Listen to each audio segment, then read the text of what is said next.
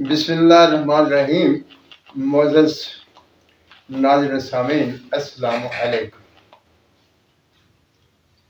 آپ جانتے ہیں میں بنیادی طور پر ٹیچر ہوں، ساری زندگی اسی شعبے میں گزاری، اور جب آدمی ایک طویل عرصہ کسی بھی شعبے میں گزارتا ہے تو اس کی اثرات اس کی ذات میں پیوست ہو جاتے ہیں، ان کا اثرات اپنی ذات میں ظاہر ہو جاتے ہیں۔ یہی مسئلہ میرے ساتھ بھی ہے، کیونکہ میں ایک ٹیچر رہا ہوں اور میں یہ سمجھتا ہوں کہ علم ایک بنیادی چیز ہے۔ اگر آپ کے پاس علم ہے اور علم کے ذریعے آپ نے تجربہ حاصل کیا ہوا ہے تو آپ ایک کامیاب انسان بن سکتے ہیں، اور اگر آپ کے پاس علم نہیں ہے تو پھر بہت مشکل ہو جاتا ہے۔ ایک دور تھا جب میں بھی اس معاملے میں نو آموز تھا، لوگوں سے بہت باتیں سنی، بہت کہانیاں سنی۔ ایک کہانی چلتی تھی سم الفار کہانی یا معدنی، اور یہ بازاری آرٹیفیشل سم الفار۔ کہا جاتا تھا کہ یہ سم الفار کام نہیں کرتا، معدنی سم الفار کام کرتا ہے، کہانی سم الفار کام کرتا ہے۔ میں نے ان کی باتیں سنی اور کچھ عرصہ میں بھی اس بات کا قائل رہا کہ معدنی سم الفار کام کرتا ہے، یہ بازاری سم الفار یہ صحیح نہیں ہوتا، یہ آرٹیفیشل ہوتا ہے۔ لیکن میرے ذہن میں ایک شک پیدا ہوا، تو پھر میں نے کچھ تحقیق کی۔ بات سامنے یہ آئی کہ سم الفار یہ معدنی ہوتا ہے، جو بازار میں ملتا ہے یہ بھی معدنی ہی ہوتا ہے، یہ خود سے نہیں بنایا جاتا۔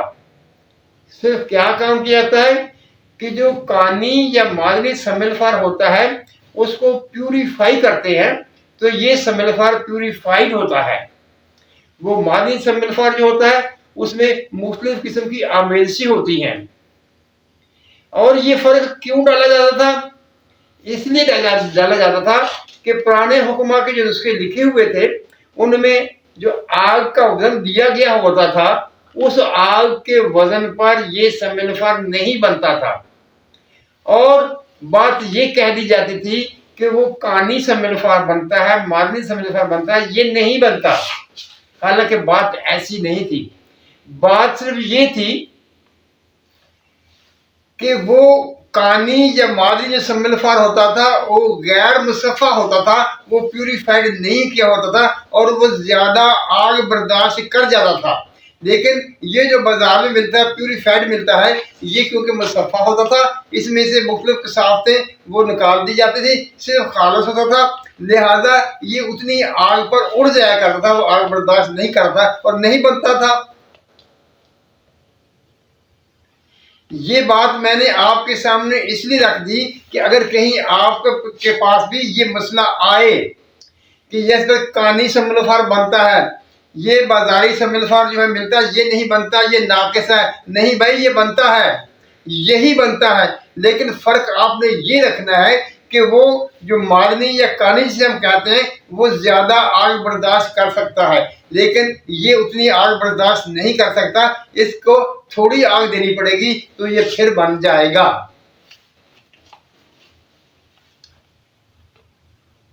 یعنی مطلب یہ ہے کہ وہ جو معدنی سم الفار تھا اس میں مختلف کثافتیں شامل ہوتی ہیں تو وہ زیادہ آگ برداشت کر لیتا ہے، یہ پیوریفائڈ ہوتا ہے اور یہ اتنی آگ پر اڑ جاتا ہے۔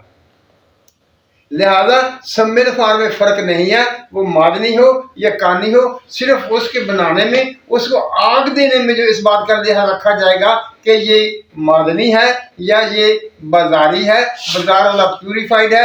مثال کے طور پر اگر وہاں اس سم الفار کو 1 کلو کی آگ بتائی گئی ہے اور جب آپ اس بازار والے سم الفار کو 1 کلو کی آگ دیں گے تو یہ تو نہیں ملے گا آپ کو۔ وجہ وہی، وہ غیر مصفہ تھا، یہ مصفہ ہے، اس کے لیے اس آگ کو ہمیں کم کرنا پڑے گا، وہ سے یا 8 کلو بن جائے या 3 पाव बन जाए, इसी पर आकर ये इस आग को अगर फर्क करेंगे तो ये भी बन जाएगा। देखिए ये भी उतना ही जहरीला है, उतना ही असर करता है, उतना ही नुकसान देता है, उतना ही फायदा देता है जब हम इसे खुराकी तौर पर इस्तेमाल करते हैं। जब ये खुराकी तौर पर सही काम करता है, अपने असरात पूरे देता है, तो कीमियाई तौर पर क्यों नहीं सही असरात देगा। ये वही समलफार है, सिर्फ फर्क ये है कि उसमें कसावतें हैं, इसमें कसावतें नहीं हैं। मेरा ख्याल है कि आप इस बात को मद्देनजर रखेंगे, और अगर कहीं ऐसा कोई मामला आ जाए तो उसने आप में आग में फर्क करना है, बाकी समलफार ठीक है, समलफार में कोई फर्क नहीं है, वो एक ही होता है। अब एक दोस्त ने, जो पिछली वीडियो में मैंने आंवला साग गंधक के बारे में कहा था, इसे मुसफ़ा करने का तरीका, तो उन्होंने एक तरीका बताया, कमेंट्स में उन्होंने बयान किया। वो तरीका था नमक और नशादर।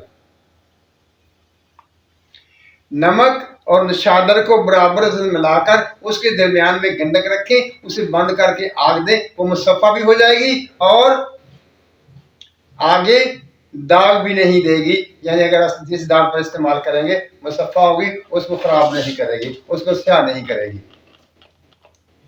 ये बात ठीक है, ये अच्छा लगा नुस्खा मुझे। लेकिन एक बात जो मेरे जहन में खटक रही है वो ये है कि जब हम ऐसा करेंगे तो इसके रंग वाली खासियत जो है वो खत्म हो जाएगी। जब रंग वाली खासियत खत्म हो जाएगी तो फिर हमें इसका रंग कहीं और से तलाश करना पड़ेगा। जब हम रंग कहीं और से तलाश करेंगे तो फिर और मुसीबत बन जाएगी। लिहाजा जो मैंने पिछली वीडियो में आपको बताया है कि आप रेठा और किश्ता दोनों चीजें ले लें या एक चीज ले लें, इसका ज़िलाल लेकर, इसका आप मुकत्तल लेकर बनाकर, उसके साथ जब आप आंवला साग गंधक को खरला तस्वीर करेंगे तो उसका रंग भी बाकी बचेगा और मुसफ़ा भी हो जाएगी। आप ये भी जानते होंगे कि किसी दौर में जो धोबी हजरात थे वो कपड़ों की सफाई के लिए, कपड़ों को साफ करने के लिए, बल्कि उन्हीं कपड़ों की सफाई के लिए इसी रेठे को इस्तेमाल करते थे।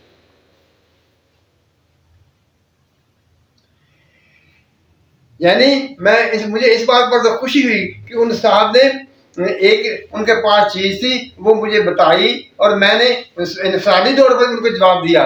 लेकिन मैं ये सबके सामने इसलिए रख रहा हूँ कि आपको भी पता चल जाए ताकि किन किन चीज़ों को हमने नुस्खे में देखना होता है। और कल वाली वीडियो में इंशाअल्लाह ताला जो मैंने नुकदा आमले वाले नुकदे में शंगरफ रखी थी और कहा था कि आपको चाहे इसको एक मन आग दे दे शंगरफ नहीं उड़ेगी, उसी नुस्खे में शंगरफ को बनाने का तरीका जो है वो मैं आपके सामने रखूंगा। यानी आपने उस आमले के नुकदे में किस तरह से शंगरफ को बनाना है। ये तो आप पर वाज़ेह हो गया कि उसमें शंगरफ उड़ेगी नहीं। जब वो उड़ेगी नहीं तो हमने क्या करना है, हमने ऐसी चीज़ें इस्तेमाल करनी है कि जो जिसमें वो शंगरफ कायम हो जाया करती है, वो सारी चीज़ें इस्तेमाल करेंगे। और कल मैं इंशाल्लाह आपके सामने वो मुकम्मल तौर पर नुस्खा रख दूंगा। मेरे ख्याल में इल्म सबसे ज़रूरी है। कोई भी काम करने के लिए जब तक आप उसके बारे में मुकम्मल इल्म नहीं हासिल कर लेते तो आपको उसके करने का फ़ायदा नहीं होता बल्कि नुकसान ही होता है। यही विचार मैंने आपके सामने रखनी थी जो मैंने आपके सामने रख दी। उम्मीद है कि आप बर्दाश्त करेंगे और अपने इसको वक्त का ज़्यादा नहीं समझेंगे।